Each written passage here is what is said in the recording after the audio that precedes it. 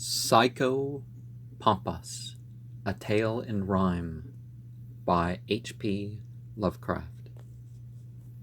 I am he who howls in the night. I am he who moans in the snow. I am he who hath never seen light. I am he who mounts from below. My car is the car of death. My wings are the wings of dread. My breath is the north wind's breath. My prey are the cold and the dead. In old Auvergne, when schools were poor and few, and peasants fancied what they scarcely knew, when lords and gentry shunned their monarch's throne for solitary castles of their own, there dwelt a man of rank whose fortress stood in the hushed twilight of a hoary wood. De Blois his name, his lineage high and vast, a proud memorial of an honored past.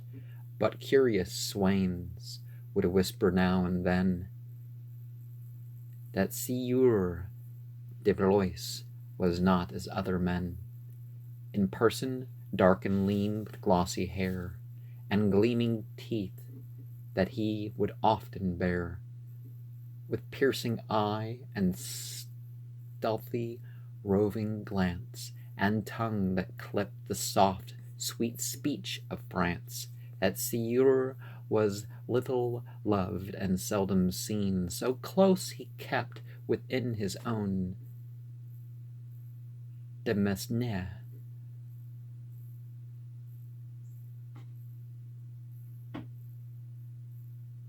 The castle servants few, discreet and old, full many a tale of strangeness might have told, but bowed with years they rarely left the door, wherein their sires and grandsires served before.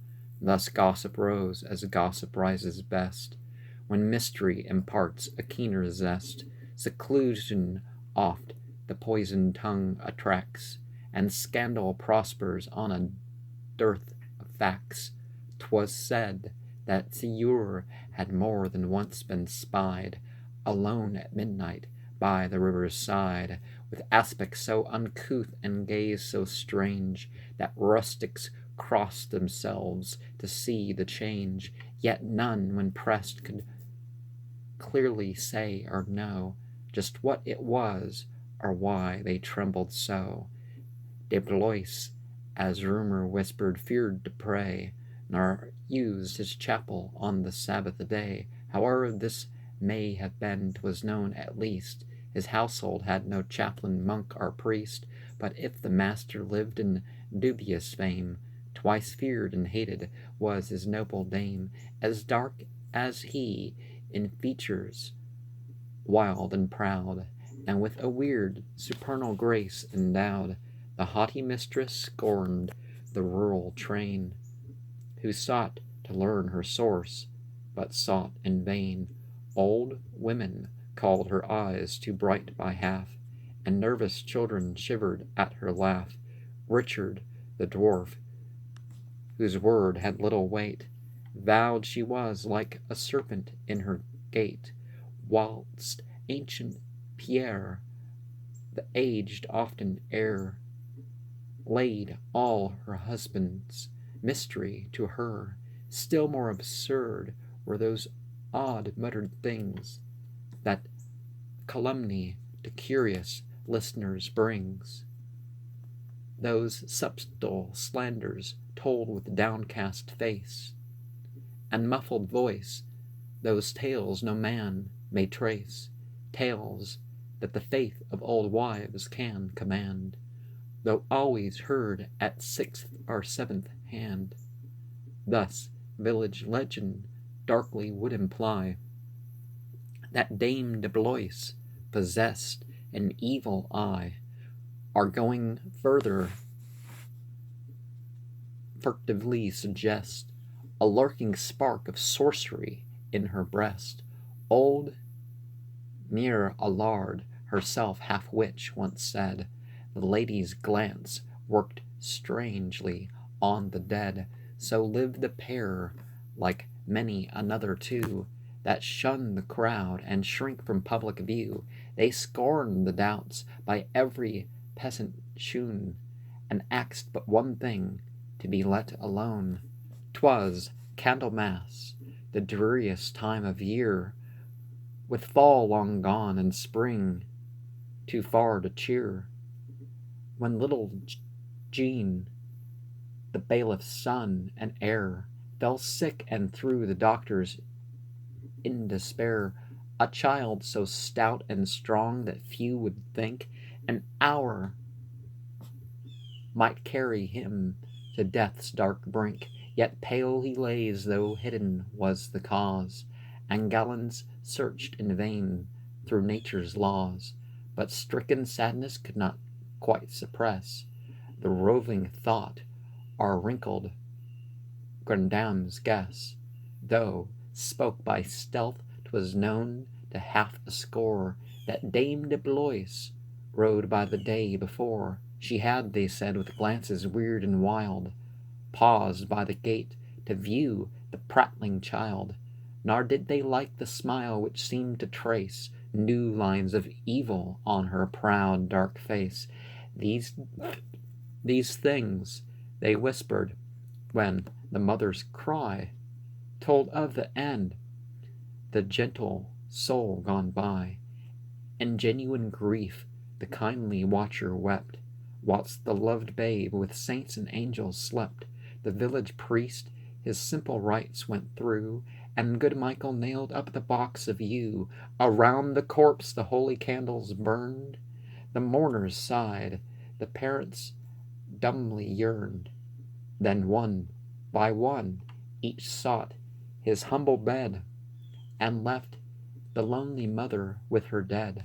Late in the night it was, when o'er the vale the storm king swept with pandemoniac gale.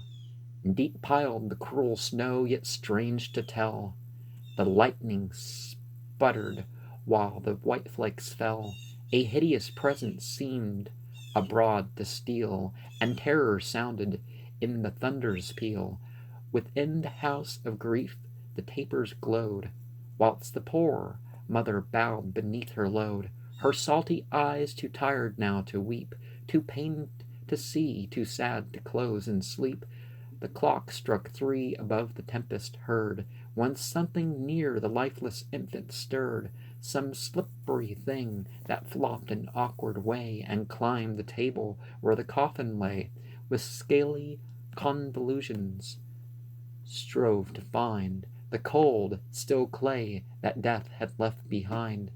The nodding mother hears, starts, broad awake, empowered to reason, yet too stunned to shake. The poisonous thing she sees and nimbly foils, the ghoulish purpose of the quivering coils. With ready axe the serpent's head she cleaves, and thrills with savage triumph whilst she grieves. The injured reptile, hissing, glides from sight, and hides its cloven carcass in the night. The weeks slipped by, and gossip's tongue began to call the Sieur de Blois an altered man. With curious mind he often would pace along the village street, and eye the gaping throng. Yet whilst he showed himself as ne'er before, his wild-eyed lady was observed no more. In course of time 'twas scarce thought odd or ill that his ears with village lore should fill. Nor was the town with special rumor rife when he sought out the bailiff and his wife. Their tale of sorrow with its ghastly end was told indeed by every wandering friend. The Sieur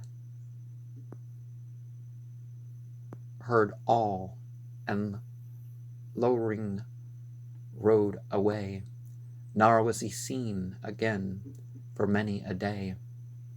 When vernal sunshine sped its cheering glow, and genial Zephyrs blew away the snow. To frightened swains a horror was revealed.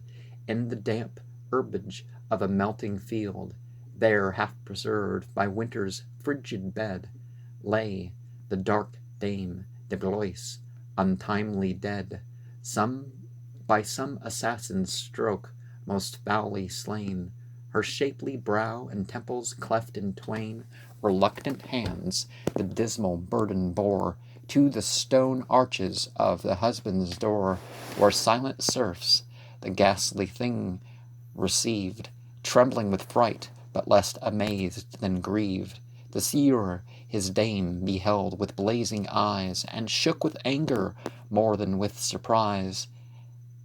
At least 'tis thus the stupid peasants told their wide-mouthed wives when they the tale unrolled. The village wondered why de Blois had kept his spouse's loss unmentioned and unwept, nor were there lacking slanderous tongues to claim that the dark master was himself to blame. But village talk could scarcely hope to solve a crime so deep, and thus the months revolve. The rural train repeat the gruesome tale, and gape and marvel more than they bewail. Swift flew the sun, and winter once again with icy talons gripped the frigid plain. December brought its store of Christmas cheer, and grateful peasants hailed the opening year. But by the hearth, as Candlemas drew nigh, the whispering ancients spoke of things gone by. Few had forgot the dark demoniac lore of things that came the Candlemas before, and many a crone intently eyed the house where dwelt the saddened bailiff and his spouse. At last the day arrived, the sky o'erspread with darkening messengers and clouds of lead. Each neighboring grove Aeolian warnings sighed, and thickening terrors broadcast seemed to bide. The good folk, though they knew not why, would run swift past the bailiff's door, the scene to shun. Within the house the grieving couple wept, and mourned the child who now forever slept. On rushed the dark and doubly hideous form, borne on the pinions of the gathering storm. Unusual murmurs filled the rainless wind. The rising river lashed the troubled shore. Black through the night the awful storm entity prowled, and froze the listener's lifeblood as he howled. Gigantic trees like supple rushes swayed, whilst for his home the trembling cotter prayed. Now falls a sudden lull amidst the gale. With lessening force the circling currents wail. Far down the stream that laves the neighboring mead burst a new ululation, wildly keyed. The peasant train a frantic mind assume, and huddle closer in the spectral gloom. To each strained ear the truth too well is known, for that dread sound can come from wolves alone. The rustics close attend, where'er they think lupine army swarms the river's brink.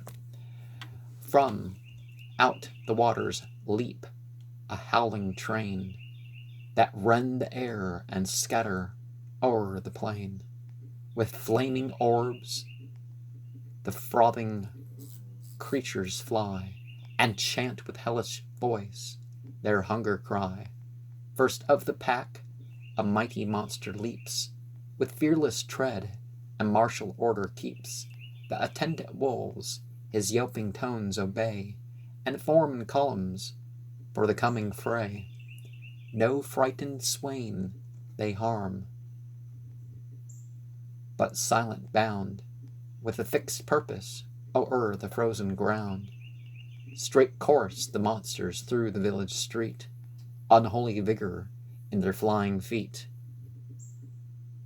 Through half-shut blinds, the sheltered peasants peer, and wax in wonder as they lose in fear.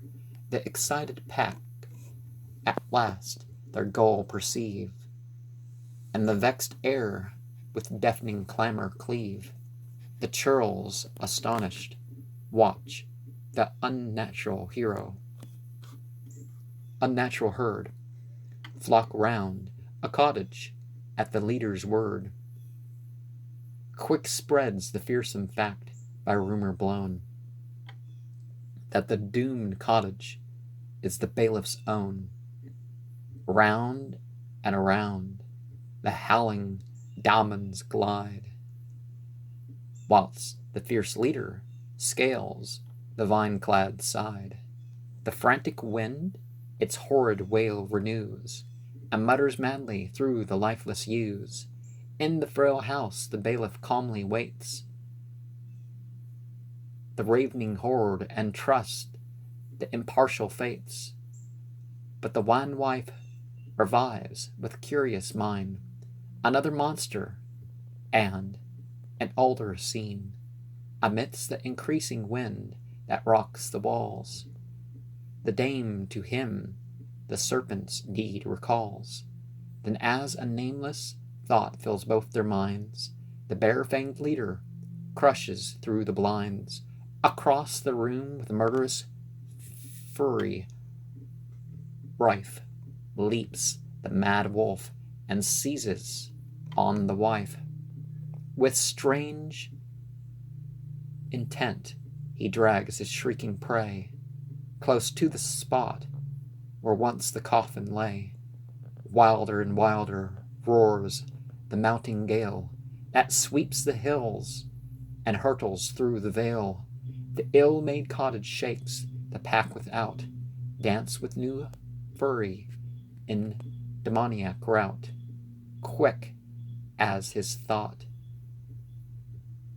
the valiant bailiff stands above the wolf, a weapon in his hands.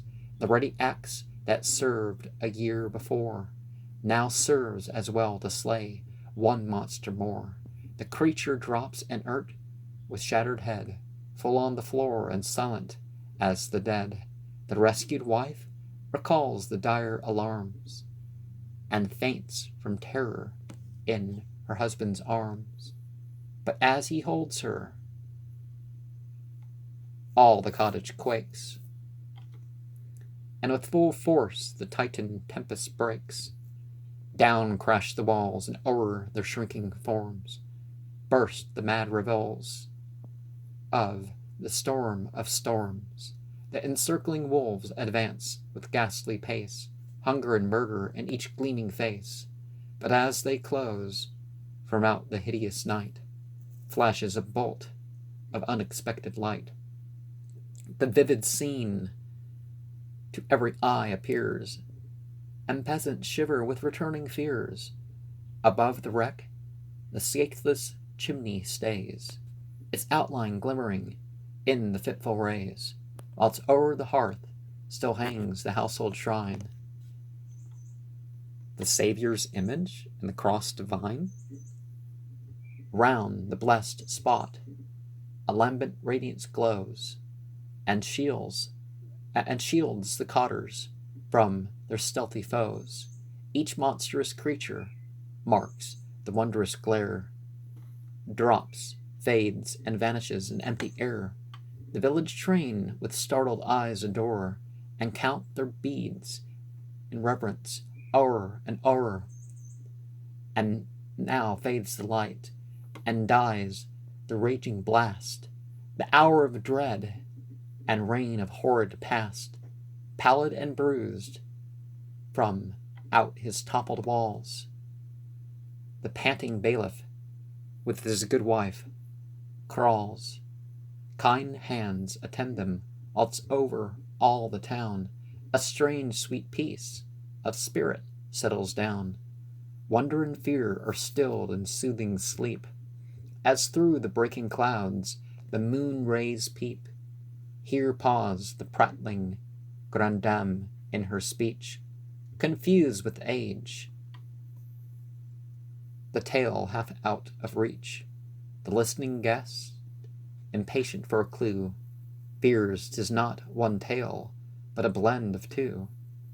He fain would know how far the widowed lord, whose eerie ways the initial theme afford, and marvels that the crone so quick should slight his fate to babble of the wolf-racked night.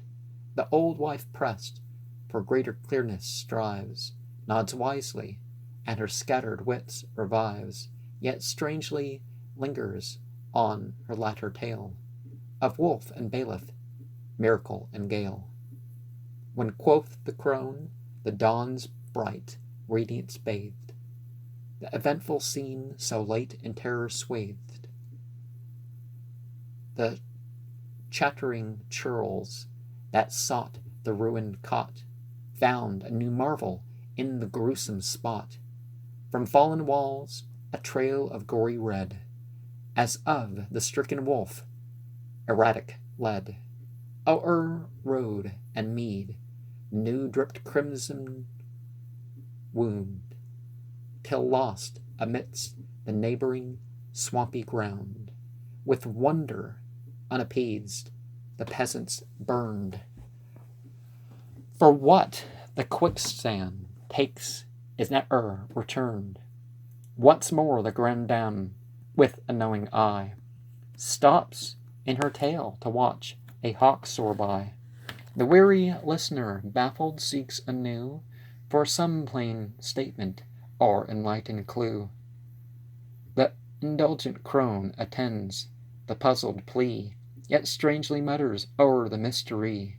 The Sieur, ah yes, that morning, all in vain. His shaking servants scoured the frozen plain.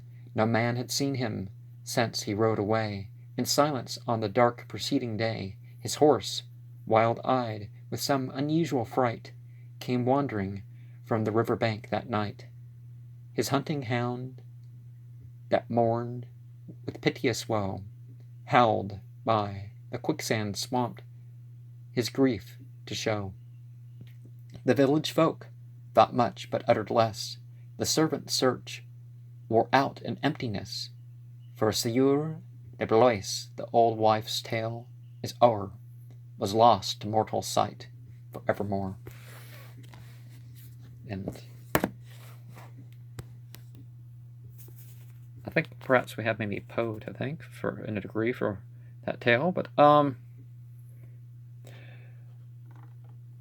the rumors, even stuff that's supposed to be well researched out, like on the news. I mean, they can be sued or even held legally liable.